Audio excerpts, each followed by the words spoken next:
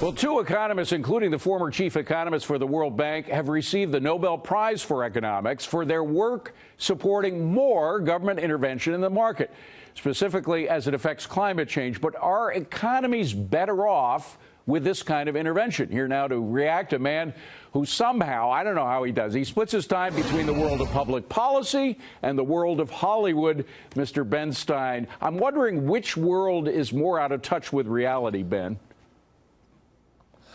Neither world is in very close touch with reality, but I think these guys got it right. I think we do need government interference in the economy. We need government to stabilize the economy. We need government to be the rescuer of last resort of the economy. We need government to be there and to be the bailer-outer, to use a word I just made up myself, of government in crisis. You know, we have had terrible, terrible, terrible recessions and depressions in this country long before the Great Depression of the late 20s and early 30s and mid-30s, all through the 30s. And the government was not there to help. When government is there to help, when government is there to stabilize, the economy runs much more smoothly. Well, let me talk specifically, we do want a free market Ben. economy, but we don't want... Sorry, go ahead. Forgive me. I just want to talk specifically about what these two economists were basing their work on. This is what they won the award for, which is their work on pollution control, specifically with regard to climate change.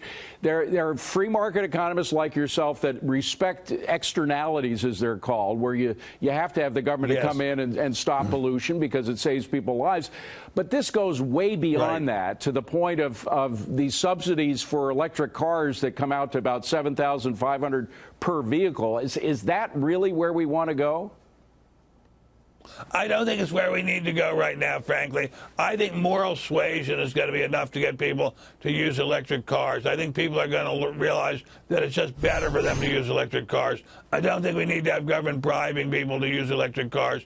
The idea that we have to pay that enormous amount per car is just too much money. But the idea that we should have government explaining to people that electric cars are a good idea for them and their children and grandchildren, that is not a bad idea. But, you know, you add up all of the billions of dollars that not only been spent with government subsidies of electric cars, but you add up the private sector funding, et cetera, where individuals and organizations and governments all kind of conspire to get in on this issue of climate change. I just wonder in the end if it's worth it. You know what? One of the greatest economists of all time was a man named Frank Knight from the University of Chicago. And he said, take advantage of all government subsidies. Everybody's taking advantage of government subsidies. They should take advantage of government subsidies. It's free money. If it's used for a noble cause, like making the air more breathable, all the better. I have no problem whatsoever with encouraging people to breathe for cleaner air. I don't think $7,500 a vehicle is the right number, but something is the right number. Ben Stein, I got to ask you about Kavanaugh, because you've been vocal about this in the past. Yes. What effect do you think this whole Kavanaugh business is going to have in the elections in November? Well, if I were the Democratic Party, I would commit harakiri and shame at the way they treated Mr. Kavanaugh. I mean, I think the way they treated Mr. Kavanaugh makes Joe McCarthy look like George Washington or Thomas Jefferson by comparison.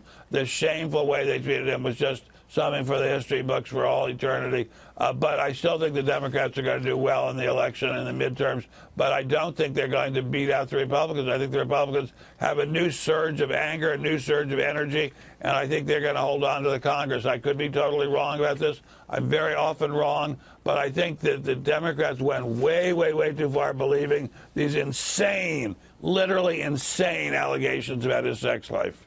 Ben Stein, love having you on, Ben. Thank you very much. Good stuff. Appreciate it. I love being here with you, David. Thank you. God bless you.